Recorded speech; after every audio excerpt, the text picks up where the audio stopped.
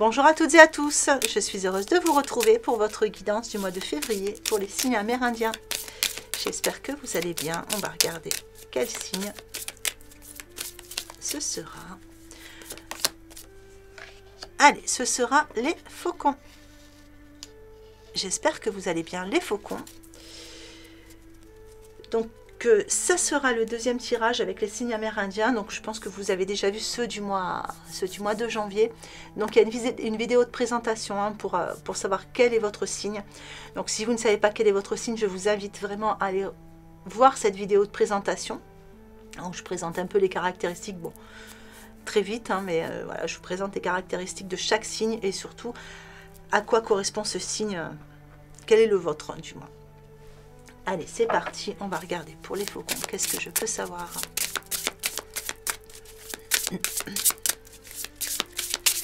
Alors, nous allons prendre déjà une énergie générale. Quelle est l'énergie? Alors, perte de conscience. Ici, pour moi, il y a quelque chose qui démarre, mais quelque chose qui s'arrête pour certains faucons. Donc, ça doit vous déboussoler un petit peu. Il y a une situation qui... oui, qui vous prend enfin, vraiment présente dans votre mental, dans votre conscience. On a le 1 et le 9, donc il y a quelque chose qui démarre, effectivement, mais derrière, on a le 9, donc on a vraiment quelque chose qui s'arrête, donc quelque chose qui doit s'arrêter. Voilà.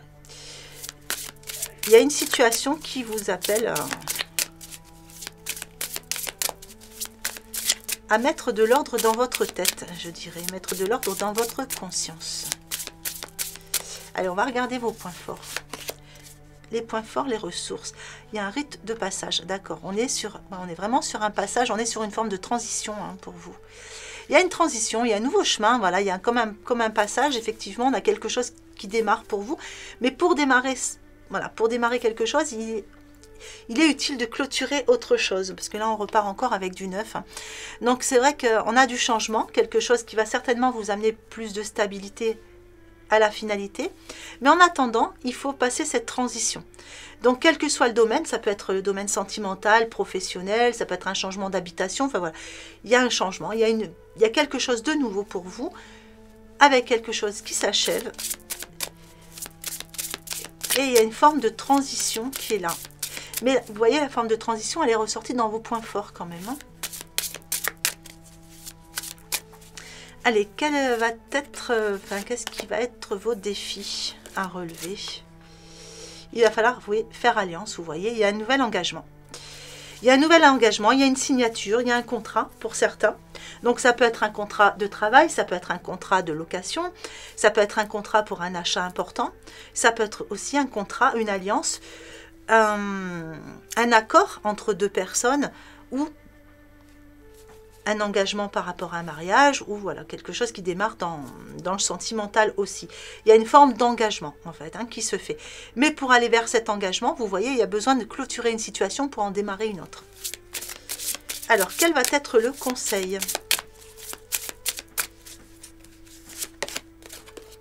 Eh bien, le conseil ici, on parle d'un chemin non balisé.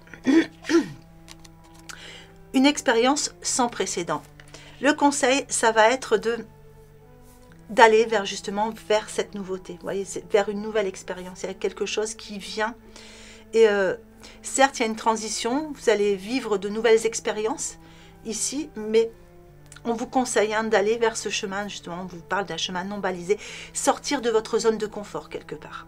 Voilà, c'est un peu ça, le chemin non balisé. Il n'y a peut-être pas les barrières de sécurité que vous connaissez. Enfin, voilà, il n'y a pas vos petites habitudes. Mais le conseil, c'est, voilà, il va falloir sauter le pas. En fait, il va falloir aller sortir de votre zone de confort pour vous engager vers quelque chose de nouveau. Alors, qu'est-ce que nous disent? Donc là, c'était le rêve des chamans. Hein. On avait des messages de rêve des chamans. Et ici, nous allons chercher des petits messages. Je vais la garder, celle-ci. De l'oracle de l'esprit animal. Donc, nous avons l'esprit du flamant rose qui vous dit accepter l'entre-deux. Donc vous voyez, quelque part, là on vous parle d'un rite de passage, il est possible que vous soyez dans une zone dans une période de transition, quel que soit le domaine. Donc surtout, mettez-vous bien dans la situation du domaine qui vous concerne, hein, parce que ça ne parlera pas à tout le monde de la même façon. Hein, ça peut vous parler au niveau relationnel, ça peut toucher les émotions, ça peut toucher le côté un peu plus terre à terre, hein, voilà, les finances, le travail, etc. Donc vraiment, voilà, concentrez-vous sur ce qui vous concerne. Donc là, on voit qu'il y a un rite de passage, donc on a une forme de transition, on passe à autre chose, il va falloir sortir de sa zone de confort. Donc là, on vous dit qu'en attendant, le temps que vous soyez arrivé au bout de ce chemin non balisé, il va falloir accepter l'entre-deux.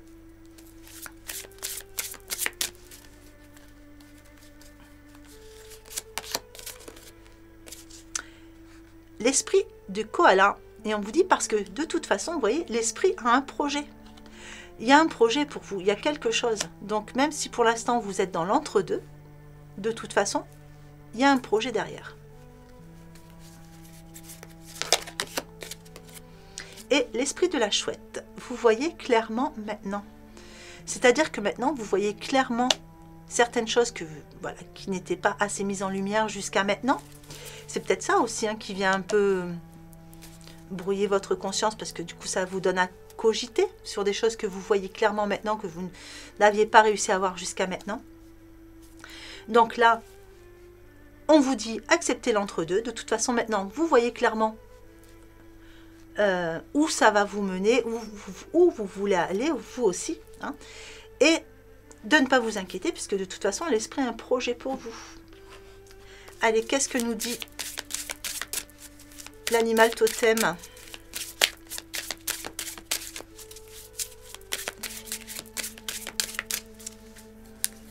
Alors, l'animal totem nous envoie vers la souris. Vous négligez des détails importants, prêtez davantage attention à ce qui se passe autour de vous. Vous voyez clair maintenant. Donc, prêtez attention à ce qui se passe autour de vous. Allez, on va vous mettre un petit message.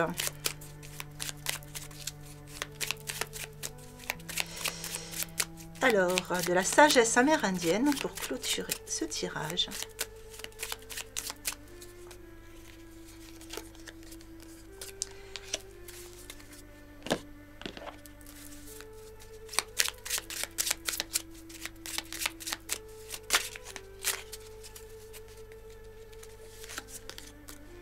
Voilà. Alors, le vieil indien dit: lorsque l'on pénètre l'antre de l'âme au cœur de l'être, on se situe dans un endroit invisible au monde, mais d'où l'on peut voir le monde entier. Tiens, ça vous rappelle rien? L'antre de l'âme au cœur de l'être, on se situe. Là, on vous disait d'accepter l'entre-deux. Vous voyez, vous êtes un peu... Et l'univers lui-même commence à nous y enseigner sa sagesse. À cet endroit d'où l'on peut voir à l'envers, se tient une expérience plus proche de la vérité. Petit message à méditer. Le papillon. Des changements profonds sont à l'œuvre dans ma vie, je les accompagne avec curiosité et légèreté. Ce petit texte, je vous invite à l'écrire et à le lire 3 fois par jour, 3 fois par jour, parce que ça peut faire un bon travail de loi d'attraction. Des changements profonds sont à l'œuvre dans ma vie, je les accompagne avec curiosité et légèreté. Voilà, ben écoutez, j'espère que ce tirage vous aura plu, qu'il vous aura apporté des informations intéressantes. Il ne me reste plus qu'à vous souhaiter une belle journée ou une belle fin de journée en fonction de l'heure à laquelle vous regardez cette vidéo, et je vous embrasse bien fort.